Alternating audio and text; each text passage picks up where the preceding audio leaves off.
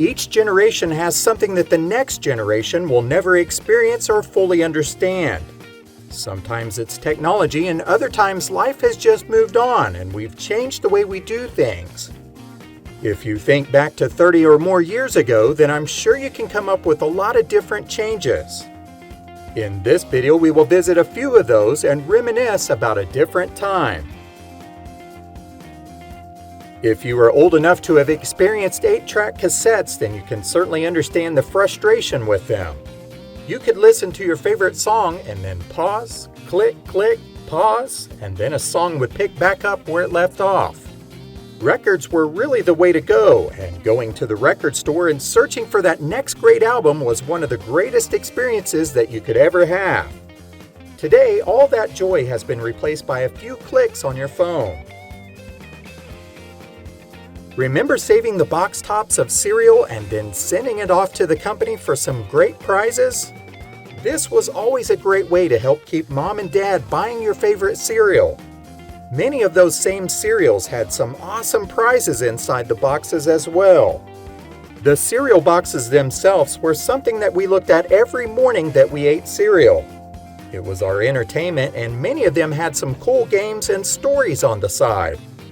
Today, kids are just glued to their phones and tablets, and they really have no idea what it's like to only stare at a cereal box.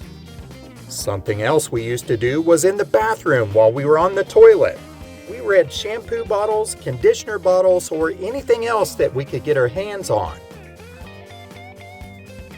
Paper towel dispensers and air dryers in public restrooms have existed for quite some time, but in the 1970s it was also common to see cyclable towels.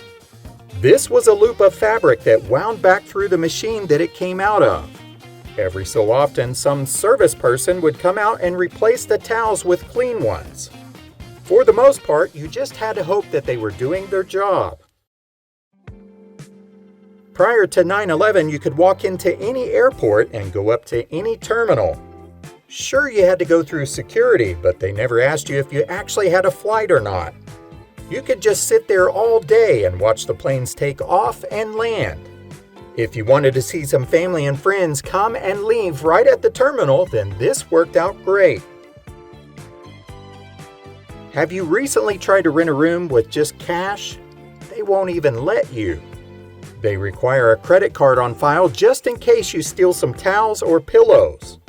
Many of the older motels may have even offered fewer amenities like pools, gyms, and restaurants when compared to modern hotels.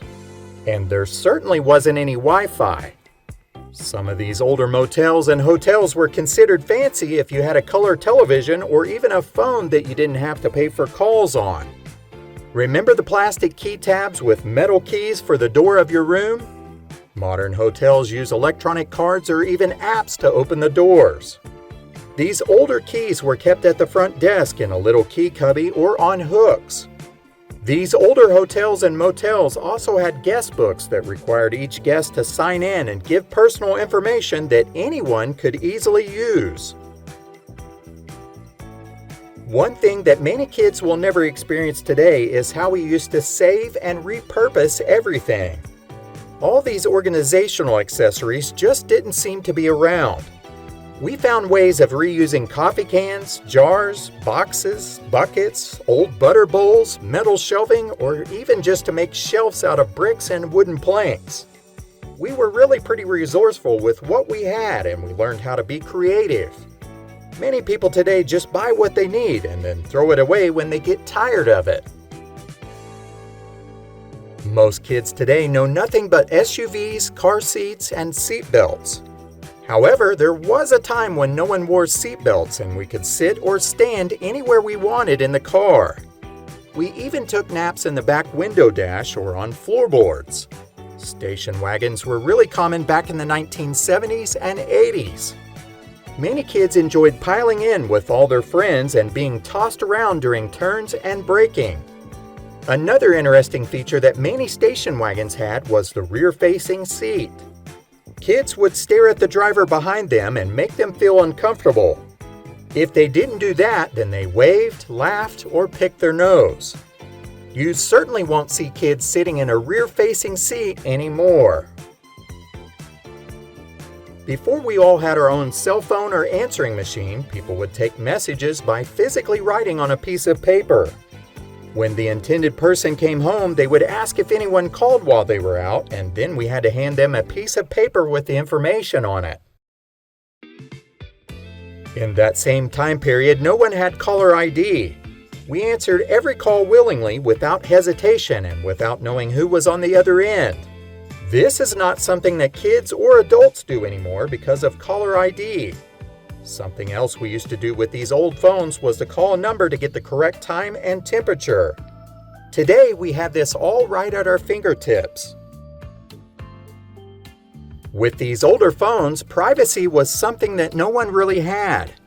If it was an old rotary phone, then it was a lot more difficult to dial the number quietly. It seemed like everyone in the house could hear it. Everyone could hear your conversations because most phones were kept in common areas like the living room and kitchen. Another thing that we had to contend with was the cords on telephones. They restricted us from going too far, and having private conversations was virtually impossible.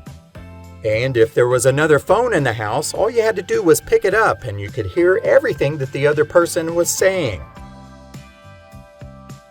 Phone books were another item that we all relied on, and we could look up a number of any business or person in the area. But we had another way of doing this. We could call the operator and get the number, and then she could connect us. Collect calls are something that kids today just would not understand. We could be anywhere and then tell the pre-recorded operator who we were and let our parents know where and when we wanted to be picked up. When we started driving, our parents always told us to keep some dimes and quarters in the ashtray just in case we had to use a payphone for an emergency. Of course, that's a whole other item that kids will never use today. Another thing that we had to do was memorize phone numbers just in case that emergency came along. Speaking of ashtrays, they were everywhere. They were in the grocery store, restaurants, and most homes, even if there wasn't a smoker in the house. Everyone seemed to keep one just in case they had company that wanted to use one. It's also hard to believe that there was a time when kids made ashtrays at school for their parents and grandparents. In the 1980s and before, kids could take off somewhere on their own, and it was not something that people worried about. Parents were not panicking that their kids would ever be kidnapped. In fact, most parents wanted them to learn how to do things on their own. In the 1970s and before, it wasn't frowned upon to hitchhike with a stranger. It was actually a very common occurrence. Something as simple as a thermometer has changed a ton. Today they are all digital and we can quickly take our temperature under our tongue or across our forehead. But back in the day, it was a good old glass thermometer that was placed either under our tongue or in our rectum. Oh yeah, this thing had mercury in it. Little did we know that this was bad for us. Schools would sometimes let you play with mercury on your desk. As a kid, we took aspirin if we had a fever or a headache, and mercurochrome went on our scrapes and cuts. Somehow, most of us survived all that, even though it's seen as bad for us today. Some of these memories can certainly make you feel old, but it does take you back to a completely different experience in life. Was it better? Well, I'll let you be the judge of that. I know we all have our different opinions, and I would like to hear yours in the comments below. Also, let us know if there's anything else that kids today will never experience. Thanks for watching.